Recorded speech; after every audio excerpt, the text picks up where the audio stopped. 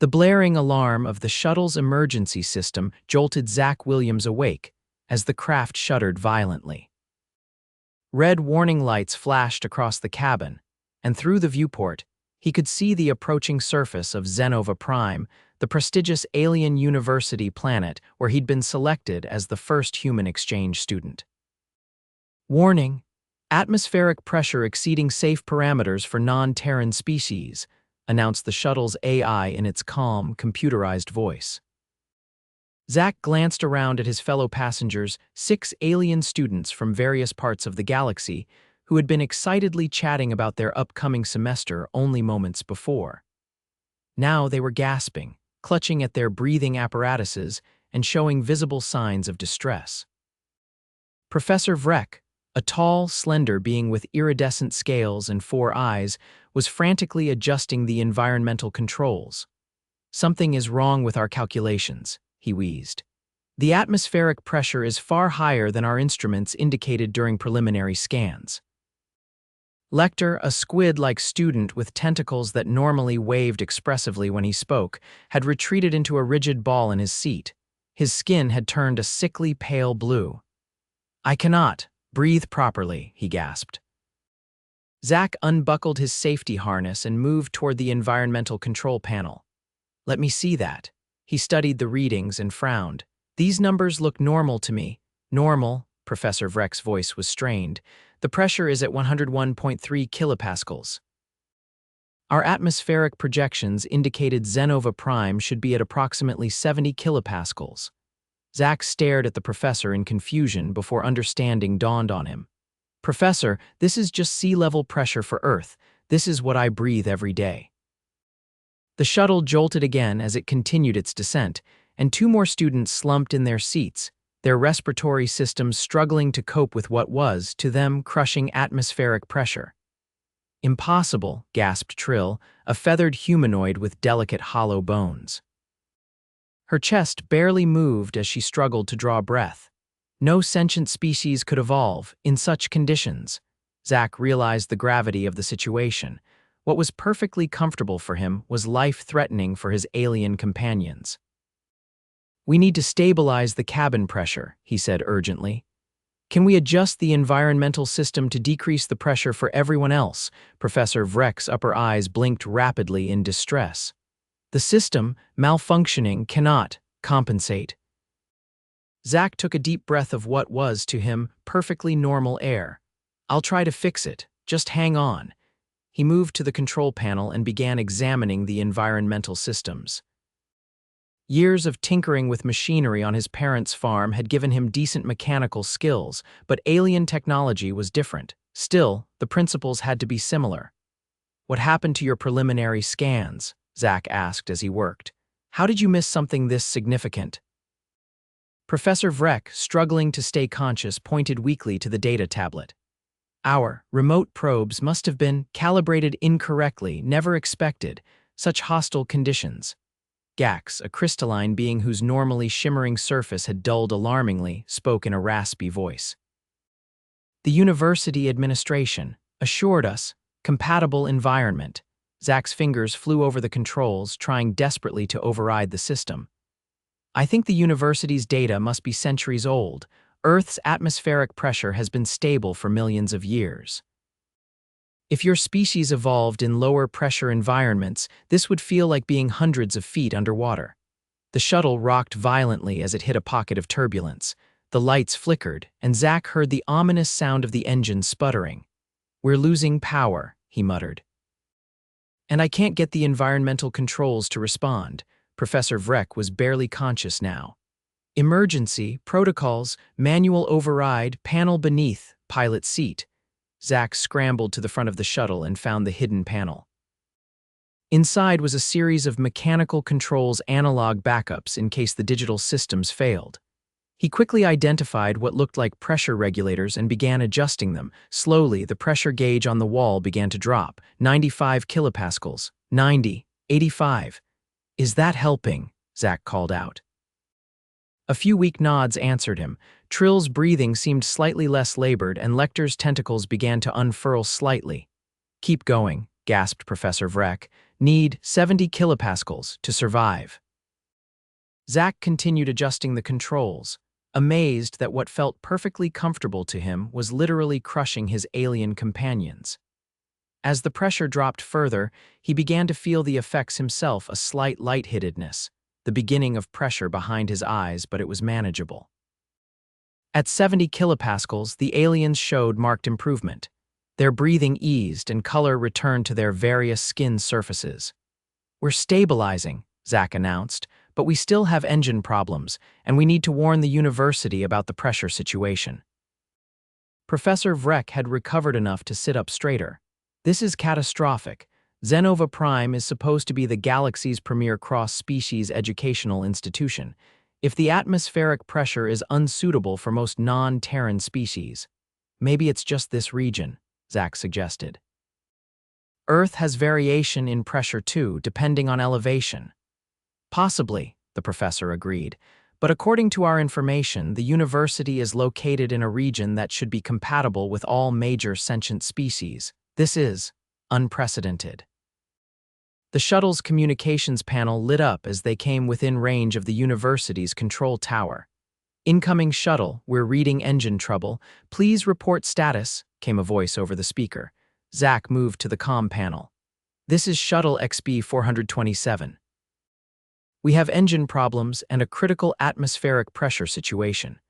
The cabin has been adjusted to 70 kilopascals to prevent casualties among non-Terran passengers.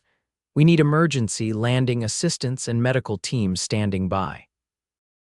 There was a pause before the controller responded, sounding confused. 70 kilopascals. Our atmosphere is calibrated to universal standard of 101.3 kilopascals. That's Earth standard, Zach exclaimed. Most of the passengers can't survive in that pressure. They need lower pressure environments.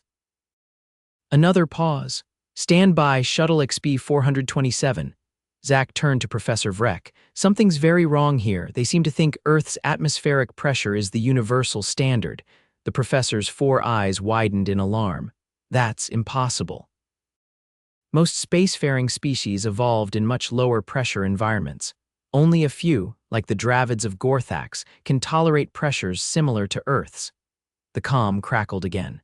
Shuttle XB 427, we're preparing a specialized landing bay with adjusted atmospheric conditions.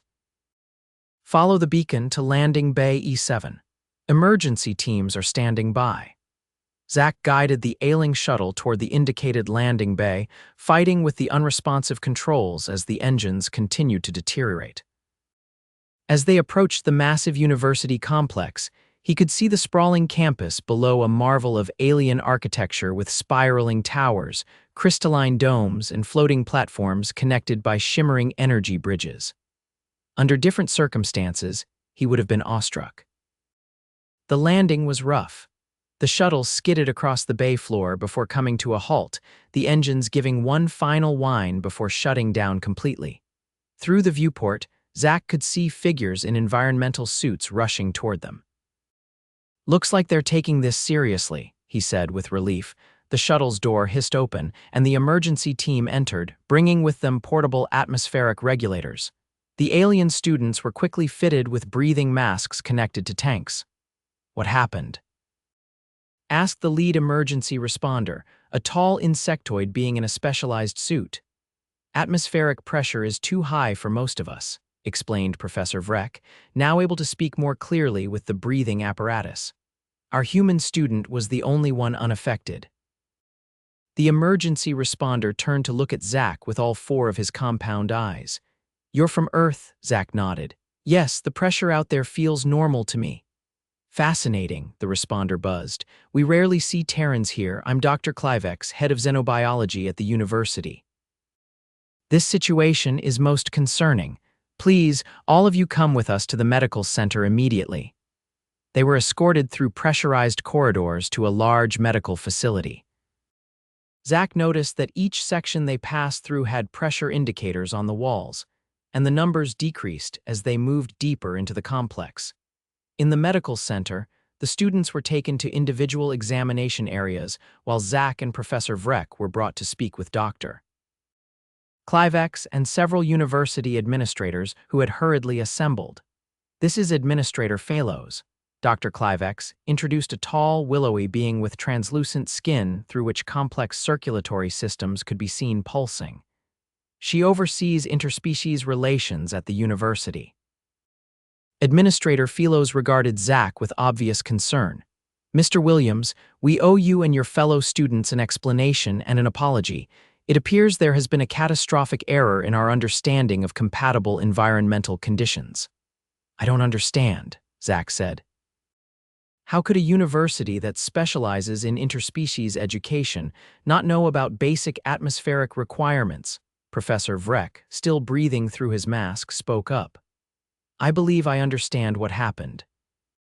The university has been using Earth's atmospheric conditions as the baseline for their universal standard, not realizing that Earth's environment is actually quite extreme compared to most habitable worlds. Administrator Phalos nodded her translucent head. Precisely. Centuries ago, when the university was established, our founders obtained environmental data from various worlds. Somehow, Earth's data became the reference point, perhaps because it was the first dataset received. Over generations, this was never questioned. But surely you've had students from other worlds before, Zach argued. Wouldn't they have had the same problems we just experienced? That's the truly baffling part, said Dr. Clivex. Most of our campus is actually maintained at much lower pressures, around 70 kilopascals, which is indeed the true average for most habitable worlds.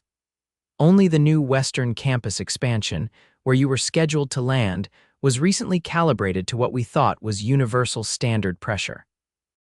So the data was correct, but someone misinterpreted what universal standard meant, Zach summarized. Exactly, Administrator Phalos confirmed. A committee was formed to standardize conditions across all campus facilities, and they defaulted to what our ancient records labeled as universal standard without verifying the actual requirements of different species. A grave error that nearly cost lives today. Professor Vrek's scales rippled in agitation. This is beyond concerning. My students could have died. And we take full responsibility, Administrator Phalos said solemnly. We're already adjusting the pressure throughout the Western campus back to safer levels, but this raises another question. She turned to Zach. How will you manage in the lower pressure environment that most of our campus maintains? Zach considered this. Humans can adapt to lower pressures within limits. Mountain climbers on Earth regularly function at elevations with pressures around 70 kilopascals. It's uncomfortable at first, but we can acclimate, Dr. Clivex nodded. Remarkable adaptability. Most species cannot tolerate such variation. We'll need to conduct further studies on Terran physiology. This could be an invaluable learning opportunity. I didn't come here to be a research subject, Zach said firmly. Of course not, Administrator Phalos assured him. You're here as a student, but your unique perspective could help prevent similar misunderstandings in the future. A medical assistant entered the room. The students are stabilized, but Lecter and Trill have sustained damage to their respiratory systems. They'll require specialized treatment. Dr. Clivex's mandibles clicked in concern. Begin regenerative therapy immediately. And prepare accommodations for all our guests in the central campus where the pressure is appropriate. Zach was permitted to visit his fellow students. Most were recovering well, but Lecter and Trill were confined to medical pods, their breathing still labored despite the corrected pressure. Thank you, Trill whispered when she saw Zach. Her feathers, normally a vibrant purple, were dull and flattened against her body. You saved us. I just adjusted some controls, Zach said modestly. How are you feeling? Like someone sat on my chest, she replied weakly. The doctors say I will recover, but it may take several days. I cannot believe you live in such crushing conditions all the time. Lecter's tentacles waved feebly from the adjacent pod. The doctors explained that your world has nearly 50% higher atmospheric pressure than most habitable planets. How do you not get squashed? Zach laughed. I guess it's all about what you evolved to handle. To me, the air in here feels thin, like being on a mountain. Fascinating, said Gax, the crystalline being who had recovered enough to join them. Perhaps this explains why humans have such dense musculature compared to many species. You evolved to support yourselves against higher gravitational and atmospheric pressures. I never thought about it that way, Zach admitted.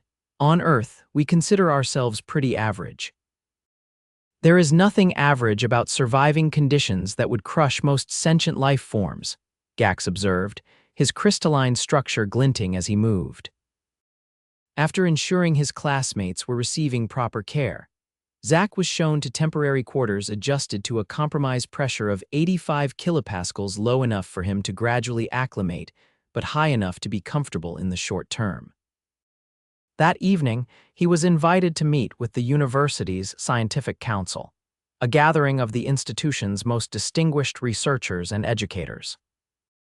The meeting took place in a special chamber where individual seating areas could be adjusted to the occupants' preferred atmospheric conditions. "Mr. Williams," began Chancellor Drav, an ancient being with skin like polished mahogany and eyes that glowed with a soft blue light.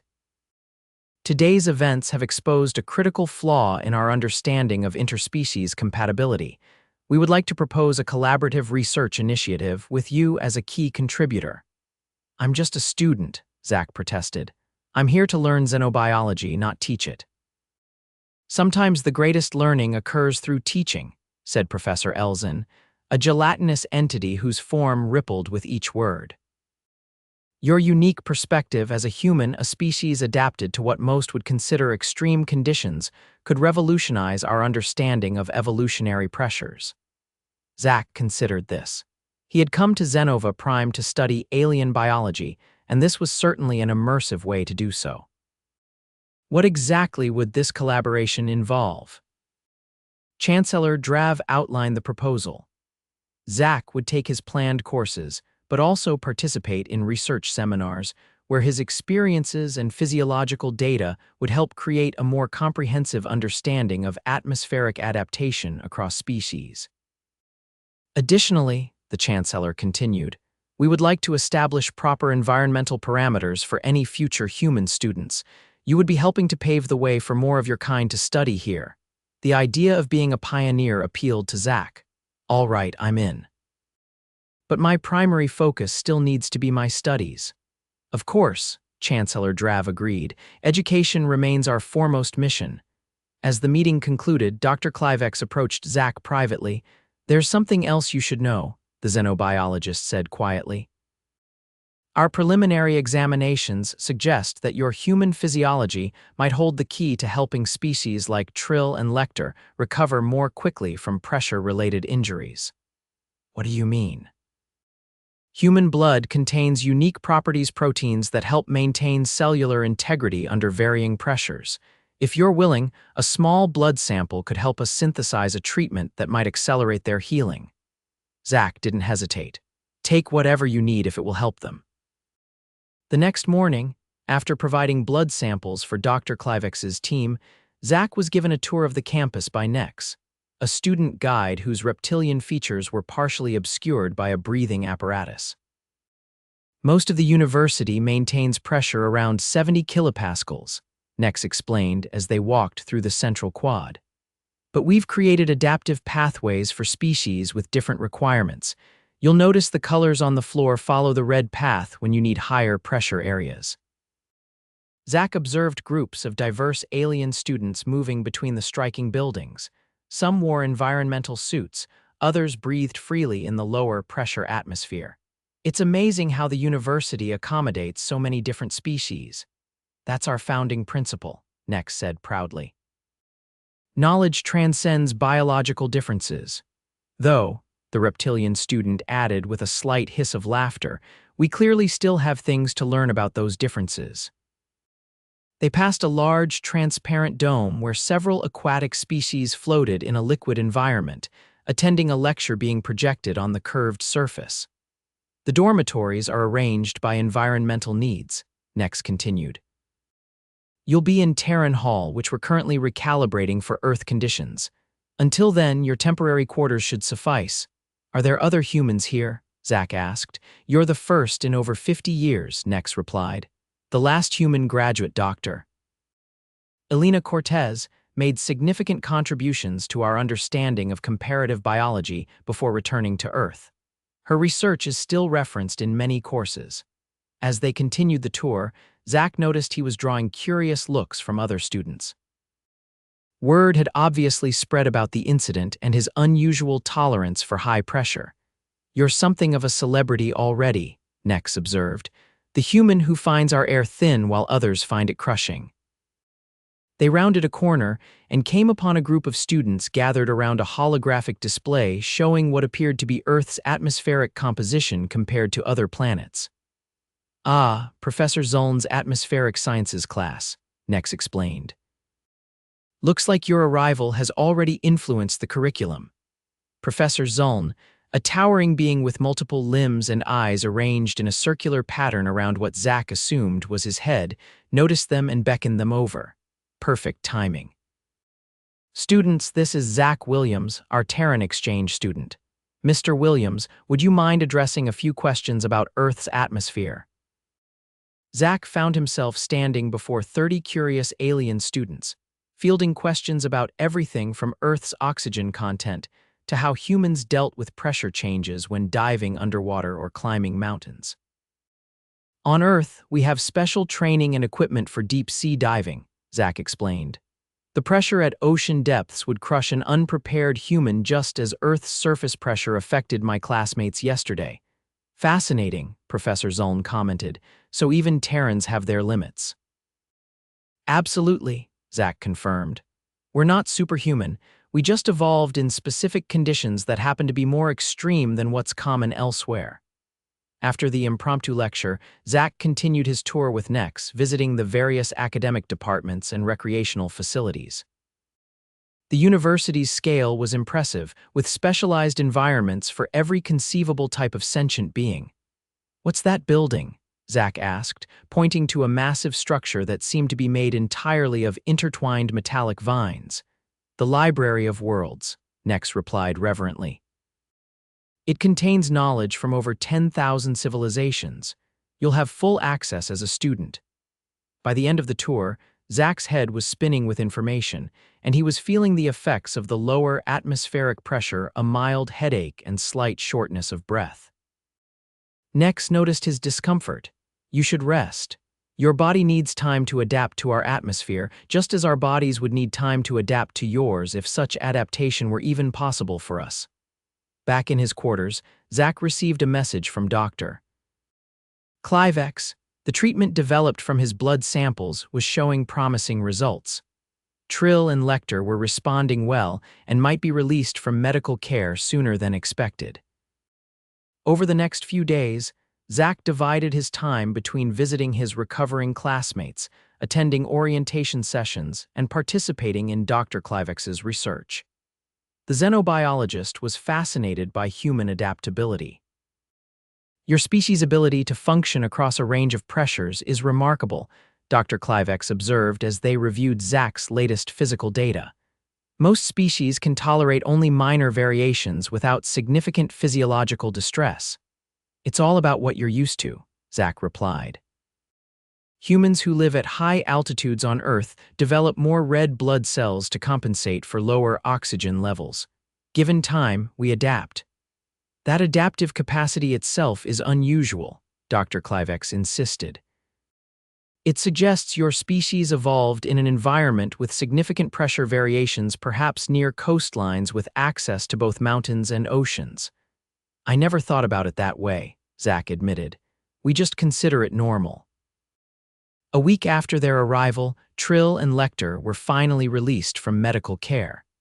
The university organized a small gathering to celebrate their recovery and to formally welcome the exchange students. The event was held in a multi-environment chamber where sections could be adjusted to different atmospheric requirements. Zach found himself more comfortable than he'd been all week, as his section was set to Earth normal pressure. "It feels good to breathe properly again," he remarked to Professor Vrek, who was visiting from the lower pressure section. "I imagine it does," the professor replied through his breathing apparatus. "Just as we feel relieved to be in our appropriate pressure environment. It gives me a new appreciation for what you must endure to study among us." Chancellor Drav clinked a crystal rod against a resonating plate, creating a tone that brought the gathering to attention. "Distinguished faculty and students," the Chancellor began, "today we celebrate not only the recovery of our students but also a valuable lesson learned. For centuries, we have prided ourselves on being the foremost institution for cross-species education, yet we made a fundamental error in understanding the diversity of environmental needs." The Chancellor gestured towards Zach. "The arrival of our Terran student has exposed assumptions we never thought to question. This is the essence of education, challenging what we believe we know." Zach felt uncomfortable with the attention but appreciated the sentiment. The Chancellor continued, "In recognition of this important lesson, we are establishing a new research initiative, the Comparative Atmospheric Physiology Program. This program will ensure that we truly understand the needs of all sentient species and can accommodate them safely." The announcement was met with enthusiastic approval from the gathered academics. After the Chancellor's speech, many approached Zach to express their interest in the new program and their appreciation for his role in exposing the university's oversight. Trill, still looking somewhat frail but much improved, floated over to Zach's section in a personal pressure suit. "I wanted to thank you properly," she said, her feathers now regaining some of their purple luster. "The doctors said that without your quick action on the shuttle, I might not have survived." "Anyone would have done the same," Zach insisted. "Perhaps," Trill replied, "but not anyone could have tolerated our crushing atmospheric pressure while doing so. Your species' resilience saved us." Lecter joined them, his tentacles once again waving expressively. "The treatment derived from your blood has accelerated my recovery significantly. The doctors are calling it a breakthrough in cross-species medicine." "I'm just glad you're both okay," Zach said sincerely. And that something good came out of the situation. As the celebration continued, Administrator Philos approached with several other university officials. "Mr. Williams, we've completed the adjustments to Terran Hall. Your permanent accommodations are ready, calibrated to Earth standard pressure." "Thank you," Zach replied.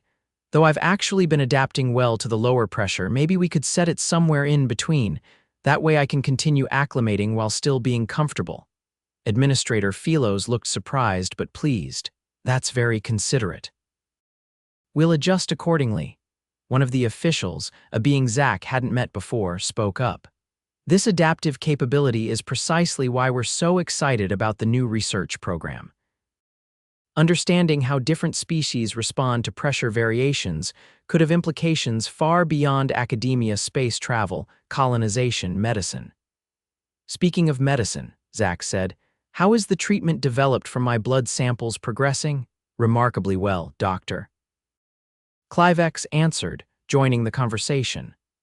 "We've synthesized a compound based on certain proteins in your blood that help maintain cellular integrity under pressure changes. It's already being used to treat Trill and Lecter, and we're exploring applications for other species with pressure-related injuries." "Could it help species like mine tolerate Earth's pressure?" asked Gax, who had drifted over to join them. "Potentially," Dr. Clivex replied. "With further refinement, it might allow for greater cross-species environmental flexibility. Imagine being able to visit each other's homeworlds without extensive environmental supports." The implications were profound. If species could more easily tolerate each other's environments, it could transform interstellar relations and cultural exchange. As the evening progressed, Zach found himself engaged in fascinating conversations with students and faculty from dozens of worlds, each sharing perspectives on how their evolutionary history had shaped their environmental needs. "On my homeworld, we live primarily in the upper atmosphere," explained a cloud like being named Vaporex. "The pressure at our optimal altitude is approximately 40 kilopascals. The surface of our planet would crush us as surely as Earth's atmosphere nearly crushed your classmates. Yet we all evolved from the same fundamental building blocks of life," observed Professor Elzen. "Carbon, hydrogen, oxygen, nitrogen, the same elements combined in different ways under different pressures and temperatures. Unity in diversity," Chancellor Drav interjected.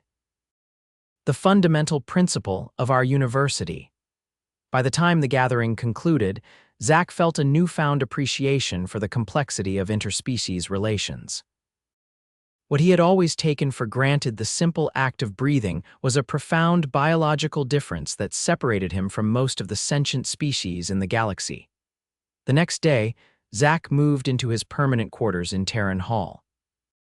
As requested, the pressure had been set to 85 kilopascals, a compromise that would allow him to gradually acclimate while maintaining comfortable living conditions.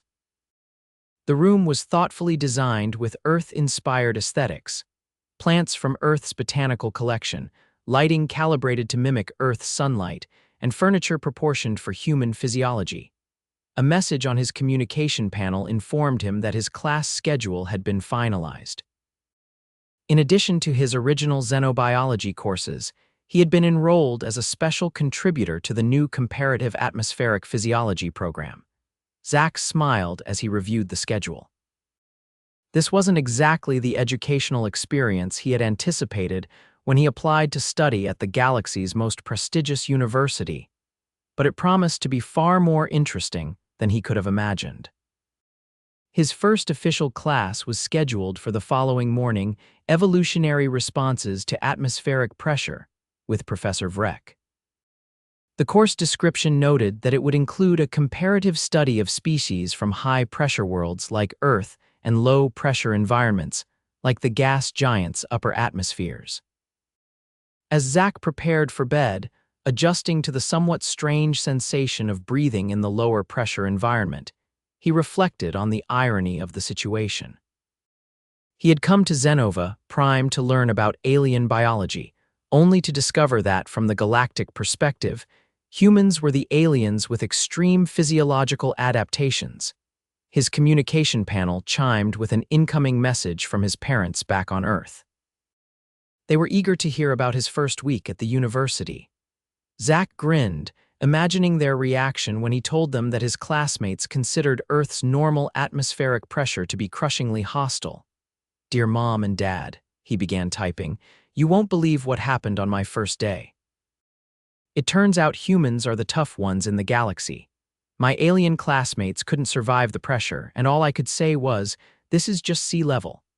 Morning came with the gentle illumination of his room's lighting system, programmed to simulate an Earth sunrise. Zach had slept well despite the lower atmospheric pressure, his body already beginning to adapt. After a breakfast of synthesized Earth foods, the university's culinary department had quickly programmed the molecular assemblers with human dietary requirements. Zach made his way to his first official class.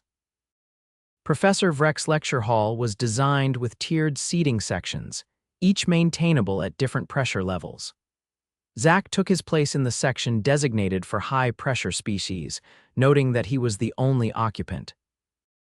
Most of the class was clustered in the middle pressure sections, with a few exotic beings floating in specially designed low-pressure pods. "Welcome, students, to Evolutionary Responses to Atmospheric Pressure," Professor Vrek began, his scales shifting through patterns of blue and green as he spoke. "As you are all aware, recent events have highlighted the critical importance of understanding atmospheric adaptations across species." The professor's 4 eyes briefly focused on Zach before continuing. "Today, we are fortunate to have with us a representative of one of the galaxy's most pressure-resistant sentient species, a human from Earth. Mr. Williams, would you mind sharing your experience of arriving on Xenova Prime?" All eyes and various other sensory organs turned toward Zach. He stood somewhat awkwardly. "Well, I was surprised to learn that what feels completely normal to me is actually dangerous for most other species. On Earth, we live with about 101 kilopascals of atmospheric pressure at sea level, and it can be considerably higher in some underwater habitats." A ripple of astonishment passed through the classroom. One student, a being with a translucent dome-like head, raised an appendage. "How do you prevent being crushed by such pressure?" Zach couldn't help but smile. "Our bodies evolved with internal pressure that balances the external pressure. Our cells, tissues, and circulatory system are all designed to function optimally in those conditions.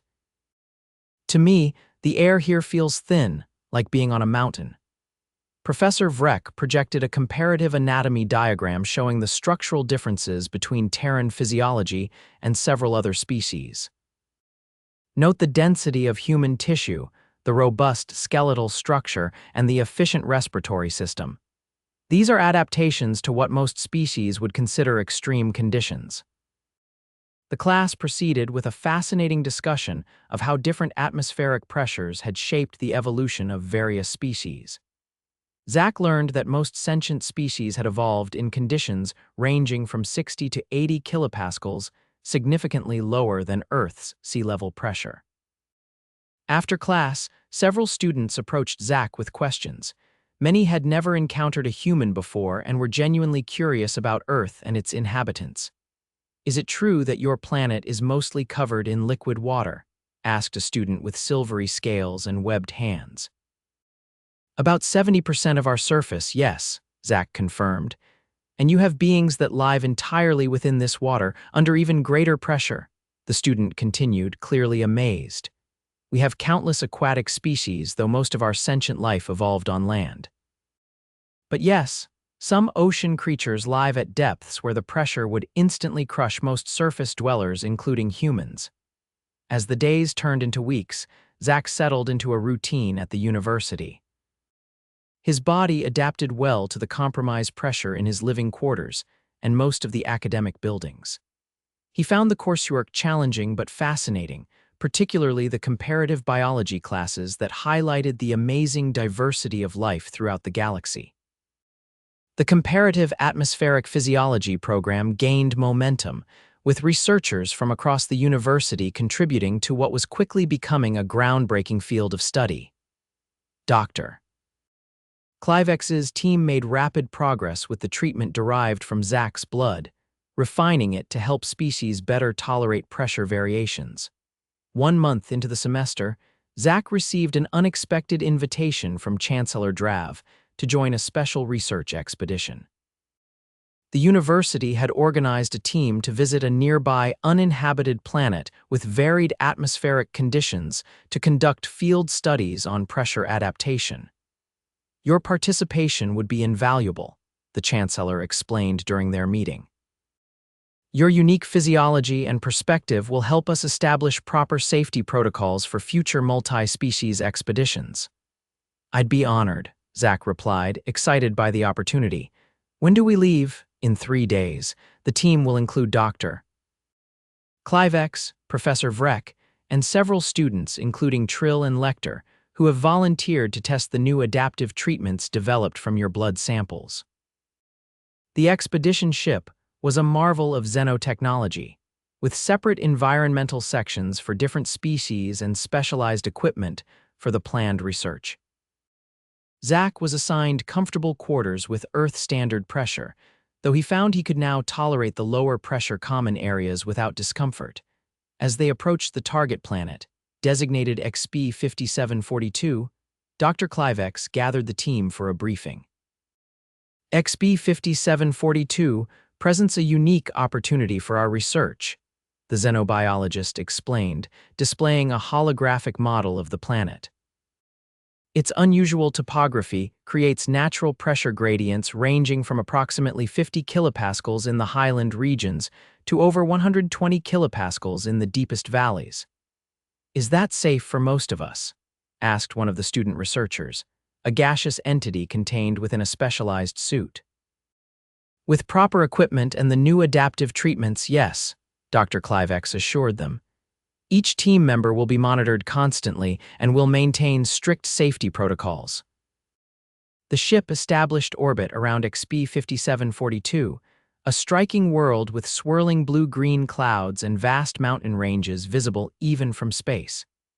The expedition team boarded a shuttle equipped with advanced environmental controls for the descent to the surface. They landed on a plateau where the atmospheric pressure registered at 75 kilopascals, comfortable for most of the team, but slightly thin for Zach. From there, they would conduct excursions to both higher and lower elevations to study the effects of varying pressures on different physiologies. The first excursion took them to a higher elevation where the pressure dropped to around 60 kilopascals. Most of the team remained comfortable, while Zach experienced the familiar lightheadedness and shortness of breath that humans feel at high altitudes. "Fascinating," Professor Vrek observed as they monitored Zach's vital signs. "Even with your remarkable adaptability, there are clear physiological responses to decreased pressure. On Earth, we call this altitude sickness," Zach explained between slightly labored breaths. "Mountaineers train to acclimate to these conditions, but it's always challenging." The next day, they ventured into a valley where the pressure increased to 110 kilopascals, slightly higher than Earth's sea level. Zach felt perfectly comfortable, even energized by the familiar pressure, while his companions relied heavily on their adaptive treatments and specialized equipment. Trill, her feathers now fully restored to their vibrant purple, monitored her own vital signs carefully. "The treatment is working better than expected," she reported to Dr. Clivex. "I'm maintaining stable respiratory function despite the increased pressure." Lecter's experience was similar. "There's discomfort, but it's manageable. Without the treatment, this pressure would be unbearable." The expedition continued for 2 weeks, with the team gathering valuable data on how different species responded to pressure variations and how effectively the new treatments mitigated adverse effects. They documented their findings meticulously, creating what would become the foundation for a new understanding of cross-species environmental adaptation. On the final day, as they prepared to return to their ship, Chancellor Drav, who had joined them midway through the expedition, called the team together for an announcement. "The data we've collected here will transform our understanding of atmospheric adaptation," the Chancellor declared. "But more importantly, the treatments developed from Mr. Williams' blood samples have proven more effective than we dared hope. With further refinement, they could allow species to visit each other's homeworlds with minimal environmental support." The implications were profound. Throughout galactic history, different species had been largely confined to environments similar to their homeworlds. Cultural exchange had been limited by biological constraints, but if those constraints could be overcome, even partially. "We stand at the threshold of a new era of interspecies cooperation," Chancellor Drav continued, "and it began with a simple misunderstanding about atmospheric pressure." Zach felt a surge of pride. His accidental role in this discovery might help bring together species that had previously been separated by the fundamental barriers of biology. When they returned to Xenova Prime, news of the expedition's success spread quickly through the university. The research team's findings were scheduled for presentation at a special symposium that attracted scholars from across the galaxy. Zach, still adjusting to his newfound celebrity status, found himself approached by a representative from the Galactic Cultural Exchange Program. "We're very interested in establishing formal exchange programs with Earth," the representative explained. "Your species' unique adaptability could make humans ideal intermediaries in interspecies relations." "I think many humans would be excited by that opportunity," Zach replied. "We've always been curious about what lies beyond our solar system." As the semester progressed, Zach's understanding of xenobiology deepened enormously. What had begun as a standard exchange program had evolved into a groundbreaking educational experience that was reshaping galactic science. The treatment derived from his blood samples, now formally named Williams Protocol, continued to be refined and improved. By mid-semester, it allowed most species to tolerate pressure variations of up to 30% from their optimal range, enough to make interspecies visitation practical with minimal additional support. Near the end of the semester, Zach received a communication from Earth's newly established Interstellar Relations Department. They were eager to hear directly from him about his experiences and the scientific breakthroughs that had resulted from his participation in the exchange program. "Your accidental discovery may have accelerated human integration into the galactic community by decades," the message read. "The Xenova Prime University has formally invited a delegation from Earth to discuss expanded exchange programs and research collaboration." Zach smiled as he read the message. When he had applied for the exchange program, he had hoped to learn about alien biology and perhaps make some interstellar friendships. He had never imagined that his ordinary human physiology would prove so extraordinary in the galactic context. On the final day of the semester, a ceremony was held to honor the achievements of the comparative atmospheric physiology program. Students and faculty gathered in the grand auditorium, with environmental conditions carefully balanced to accommodate all attendees. Chancellor Drav presented Zach with the university's highest honor for scientific contribution, the Stellar Discovery Medal. Your presence among us has expanded our understanding not just of Terran physiology, but of the very foundations of biological adaptation, the Chancellor declared. You came to us as a student but have become a teacher to us all. As Zach accepted the medal, he looked out at the assembled beings, creatures of incredible diversity, each evolved for different worlds and conditions, yet united in their pursuit of knowledge. I came to Xenova Prime to learn about alien life, Zach said in his acceptance speech. What I discovered instead is that the concept of alien is entirely relative. To most of you, humans are the aliens with our dense bodies and remarkable tolerance for crushing pressure. This experience has taught me that understanding different perspectives isn't just academically valuable, it's essential for meaningful connection across species. The auditorium erupted in the various sounds of approval, from the diverse assemblage, from chirps and trills to resonant hums and flashing bioluminescence. After the ceremony, Zach joined his friends Trill, Lecter, Gax, and others he had met during the semester for a celebration in one of the university's multi-environment lounges. They shared stories, compared notes on their different courses, and made plans to stay in touch after the break. Will you return for another semester? Trill asked, her feathers rippling in what Zach had learned was an expression of hopeful inquiry. Absolutely, Zach confirmed. There's still so much to learn, and apparently Earth is sending a few more human students next semester. I'll need to help them adjust. More humans? Lecter's tentacles waved excitedly. Will they all be as pressure-resistant as you? Pretty much, Zach laughed. Though I'm told they're selecting candidates with high-altitude experience to make the transition easier. As the celebration continued, Zach reflected on how a near disaster had transformed into one of the most significant scientific breakthroughs in recent galactic history. The simple phrase he had uttered during those tense moments on the shuttle, "This is just sea level," had revealed a fundamental misunderstanding about what constituted normal conditions for different species. That revelation had opened new paths for interspecies cooperation and understanding.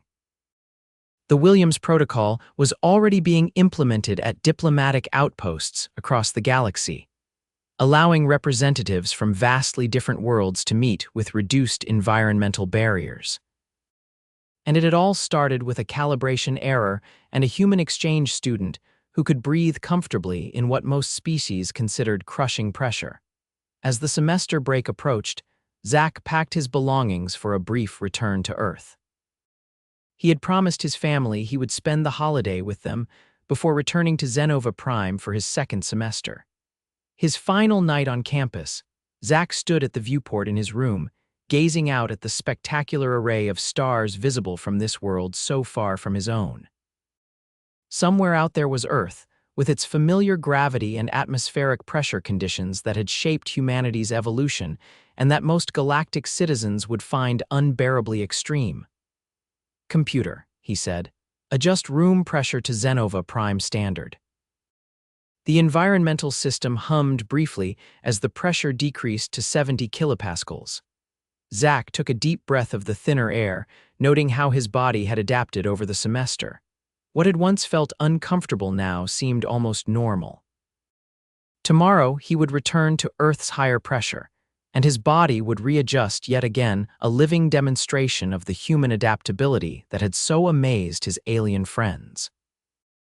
Zach smiled at the thought of explaining to his family how their ordinary human bodies were considered remarkably pressure-resistant by galactic standards.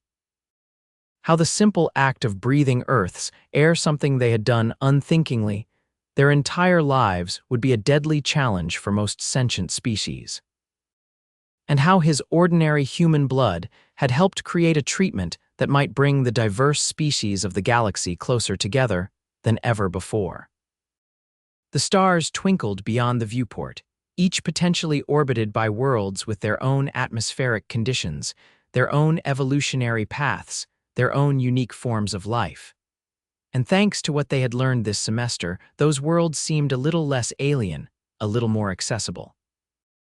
Zach Williams, the human exchange student who had accidentally revolutionized interspecies medicine, took one last look at the alien sky before turning in for the night. Tomorrow would bring a return to Earth, but he would carry with him a perspective forever changed by his time at Xenova Prime and the knowledge that in the vast diversity of the galaxy, even the most fundamental assumptions about what constituted normal could be challenged.